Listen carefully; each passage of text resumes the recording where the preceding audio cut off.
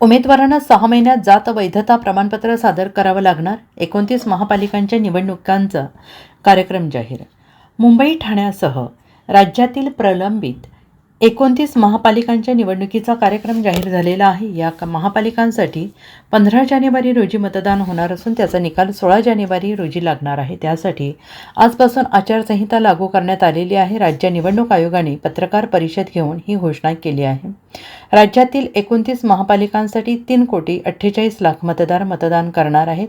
OBC आरक्षणाच्या मुद्द्यावरून राज्यातील 29 महापालिकांच्या निवडणुका या गेल्या 5 ते 7 वर्षांपासून किंवा त्यापेक्षा जास्त कालावधीपासून प्रलंबित होत्या.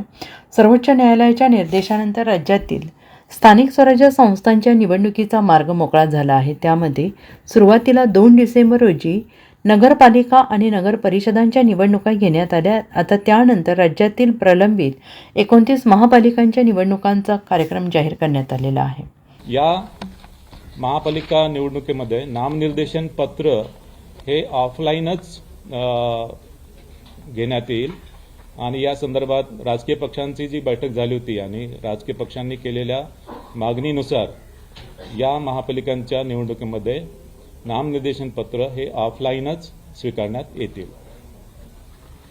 जात वैधता पडताळणी संदर्भात राखीव जागावर ज्यांना निवडणूक लढवायची आहे त्यांना जात प्रमाणपत्र व जात वैधता प्रमाणपत्र त्यांना सादर करणे आवश्यक आहे.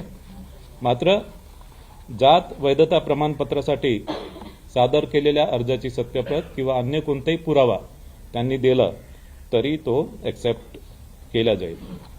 मात्र 6 महिन्याच्या आत जात वैधता प्रमाणपत्र सादर करण्याचे असे हमीपत्र उमेदवारांना द्यावे लागेल आणि 6 महिन्याच्या आत जात वैधता प्रमाणपत्र सादर न करू शकलेल्या संबंधित उमेदवारांची निवड ही पूर्वलक्षी प्रभावाने रद्द होईल. Bureau report SBN Marathi, Mumbai.